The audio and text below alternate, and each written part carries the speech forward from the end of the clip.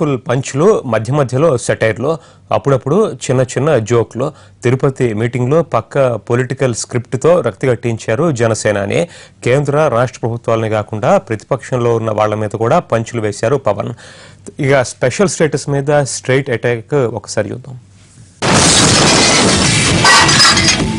విల్లు నుంచి వదిలిన బాణం నోటి నుంచి వచ్చిన మాట వెనక్కి తీసుకోలేం. అందుకే నేను ఏ మాట మాట్లాడినా ఆచితూచి పదే పదే ఆలోచించి 1కి 100 సార్లు ఆలోచించే మాట్లాడతాను. ఒక దేశపు సంపద నదులు కాదు, అరణ్యాలు కాదు, ఖనిజాలు కాదు, కలల ఖనిజాలతో చేసిన ఈ యువత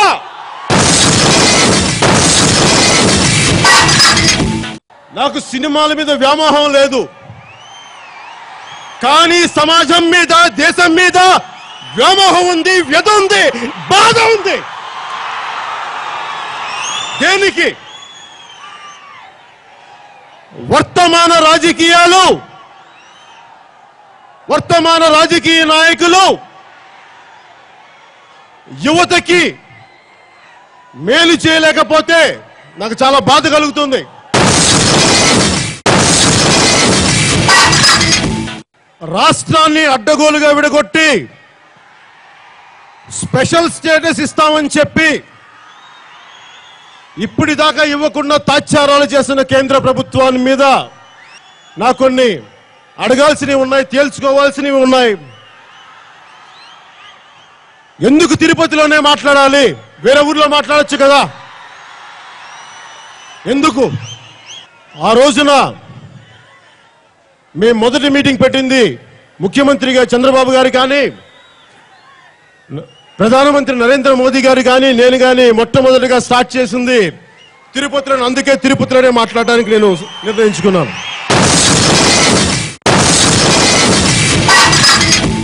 పవన్ కళ్యాణ్ జనసేన పెట్టింది మోదీ భజన చేయడానికి, దీన్ని భజన సేన చేశాడు అని కొంతమంది అన్నారు. అలాగే ఇంకొంతమంది నన్ను తెలుగుదేశం తొత్తులాగా ఉన్నాను అని చెప్పి దాట్లా తిట్టారు. ఇంకొంతమంది నువ్వు గబ్బర్ సింగ్ కాదు, నువ్వు రబ్బర్ సింగ్ అంటారు. పడతామబ్బా మాటలు, మనం పడకుండా ఉంటామేంటి? పడకుండా ఉందామన్న రాజకీయాల్లోకి వచ్చాం. మీరు తిట్టండి, తిమ్మండి, కానీ నేను ప్రజలకు చేయాల్సింది, మన యువతకి చేయాల్సింది, మన రాష్ట్రానికి చేయాల్సింది చేసే తీరుతాను, చేసే వెళ్తాను. నేను ఎక్కడికి పారిపోను.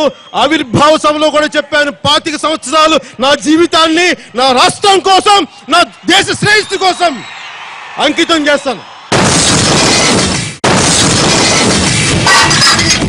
నేను భజన సేన అంటారు. భజన సేన కరెక్టే ఎవరికి? మీకు నేను భజన సేన. ప్రజా సమస్యలకి నేను భజన సేన. తెలుగు రాష్ట్రాల ప్రజల సమస్యలకి భజన సేన. నేను మోదీ గారికి భజన చేయను, అది అర్థం చేసుకోండి.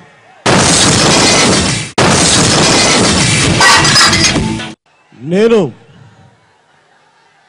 తెలుగుదేశం పక్షపాతినో, తెలుగుదేశం తొత్తును అనుకుంటే నేను ప్రజల పక్షపాతిని, ప్రజల తొత్తుని, రైతు పక్షపాతిని,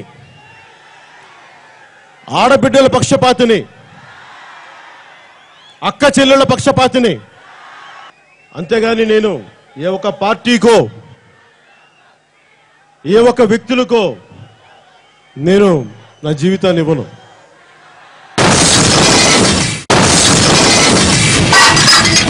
సినిమా అనేది ఒక వినోదంగానే చూడండి. వేరే హీరోలతో ఎప్పుడు నాకు గొడవలు ఉండవు. మేమందరం బాగానే ఉంటాం, వాళ్ళు నాతో బాగానే ఉంటారు. మీరు కూడా సినిమాని ఒక వినోదంగానే చూసి దాన్ని వినోదంగానే మర్చిపోండి. దాన్ని సీరియస్గా తీసుకోవద్దు. ఎందుకంటే నేను సీరియస్గా తీసుకున్న సినిమాలని. నేను దేన్ని సీరియస్గా తీసుకుంటాను? నిజ జీవితాన్ని సీరియస్గా తీసుకుంటాను.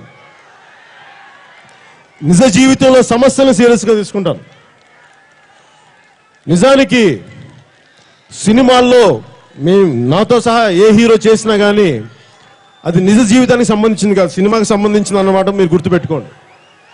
దానికోసం మీ జీవితాలు క్షణికమైన కోపాలతో, తాపాలతో మీ జీవితాలని పాడు చేసుకోవద్దు. తిరుపతిలో మన కోలార్లో వినోద్ రాయల్ మన అభిమాని జనసేన సైనికుడు హత్యకు గురైనప్పుడు నాకు చాలా బాధ కలిగించింది. క్షణికావేశంలోనో దేనిలో జరిగిన ఒక హత్య, ఒక తల్లి లోపల నుంచి కడుపు కోత లోపల నుంచి నాకు ఏడుపు వచ్చేసింది. మీరెవరు కూడా దయచేసి మీరు ఏమి చేసినా, నాతో పాటు చాలా మంది పరిగెత్తుకుంటూ వస్తుంటారు, బైక్స్లో వస్తుంటారు, మీరందరూ క్షేమంగా వచ్చి క్షేమంగా వెళ్ళాలని కోరుకునేవాడిని నేను. నాకు వినోద్ రాయల్ తల్లి నాకు ఎంత గౌరవం వచ్చిందంటే, బిడ్డ హత్యకి గురయ్యి గుండె బయటకు వచ్చేసి, అమ్మా నేను రాత్రి భోజనానికి వస్తానని వెళ్ళిన బిడ్డ, అవయవదానానికి సంతకం చేయడానికి వెళ్ళిన బిడ్డ తిరిగి ఇంటికి వెళ్తే ఆ తల్లికి ఇంటి నుంచి బిడ్డ హత్యకు గురయ్యాడని తెలిసి హాస్పిటల్కి వెళ్తే మార్చురీలో పడిపోయిన బిడ్డ గుండె బయటకు వచ్చేసింది చూసి ఆ తల్లి పడ్డ వేదన అంత ఇంత కాదు. అంత వేదనలో కూడా ఆ తల్లి ఎంత గొప్పదంటే, నా బిడ్డ తన కళ్ళని దానం చేశాడు. ఆ ముందు హత్యకి గురైన బిడ్డని కళ్ళని దానం చేసినంత గొప్ప తల్లి తిరుపతిలో పుట్టిన ఆడపడుచు. అలాంటి తల్లికి నా పాదాభివందనాలు.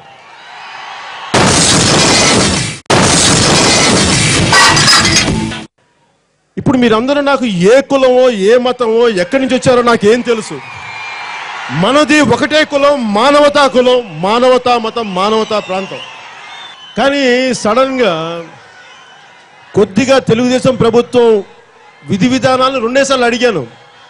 మీరు రైతు భూముల్ని కొంచెం ఆలోచించి తీసుకోండి అని అనగానే వెంటనే ఇక్కడున్న యువతంతా కులముద్ర పడిపోయింది వారికి. పవన్ కళ్యాణ్ చుట్టూ అతను కులం యువతున్నారు. నా కులం ఉంది, నాకెక్కడ మతం ఉంది. నా కూతురు క్రిస్టియన్ అబ్బా, నా కూతురు క్రిస్టియన్. నా కూతురు తల్లి తన మతాచారం ప్రకారం నా కూతుర్ని రష్యన్ ఆర్థడాక్స్ చర్చ్లో బాప్టైజ్ చేస్తానంటే సంతోషంగా చేయించమన్నాను. ఎందుకంటే నాకు భగవంతుడు ఏ రూపంలో నాకు ఒకటే భగవంతుడు.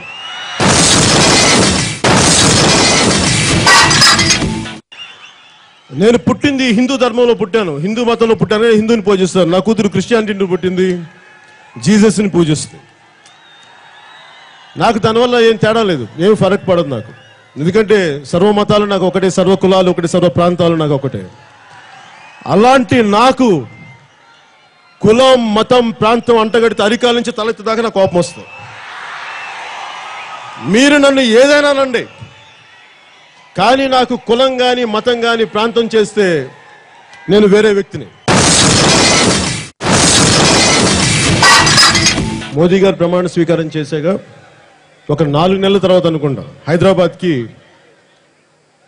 సతీష్ షా గారు వచ్చారు, బీజేపీ ప్రెసిడెంట్.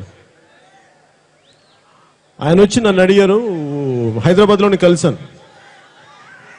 కలిసినప్పుడు జాతీయ